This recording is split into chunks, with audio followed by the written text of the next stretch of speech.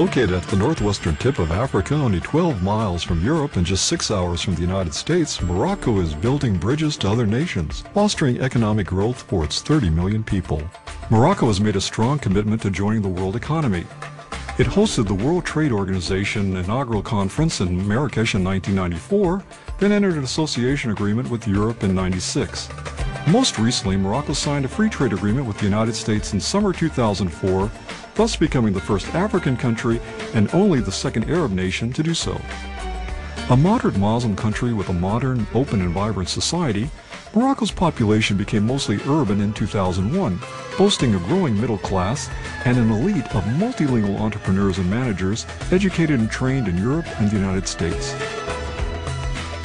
Over the past 15 years, Morocco has achieved significant improvements in its education system, health services, and importantly, infrastructure.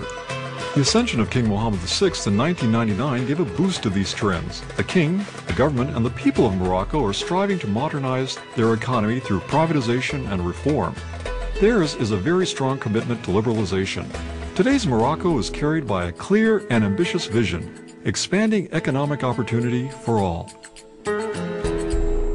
You have to keep in mind that to put in perspective this FTA with the United States of America as part of a strategy Morocco started to forge and to nurse long time ago when we were the first emerging country to sign the Uruguay round. We want to put Morocco as a platform for business with Europe, with the US, with Asia, China, Africa, Middle East. It was part of a global vision of Morocco. You know, we started the process of deregulation, of reforming of our economy, and building a global project, politically speaking, economically or socially, in the early 80s. And now we are in this very, very rewarding period where after having reformed for a long time, we have started now the period of we will get the dividend of our reform. That's, in my view, which makes the Moroccan momentum now not only a valid momentum, but a very attractive one. Morocco is already a very attractive investment on its own, just because of its political situation, its geographic location, and its broad connections to other countries, including obviously Europe, in addition to the US. This is a government that's very aggressive about making investment in the future. They've made the commitment to join the world economy, and they know there's some sacrifices that have to be made, but they're making the investment in the infrastructure, and they're making the capital investment as well. And the US is actually really quite behind and may miss some of these opportunities if we don't put something in place to take advantage of it.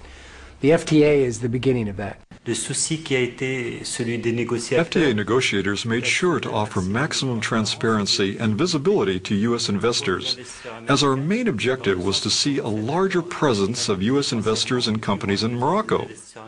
The guarantees we offer to our American friends mean that there are in fact no restrictions whatsoever for an American company to establish itself in Morocco. The Morocco-U.S. Free Trade Agreement is a great opportunity for the Moroccan economy. It will allow us to welcome U.S. investors attracted to the local market and all other nations with whom Morocco has privileged relationships. For us, Morocco is our European platform, and that's how we see it.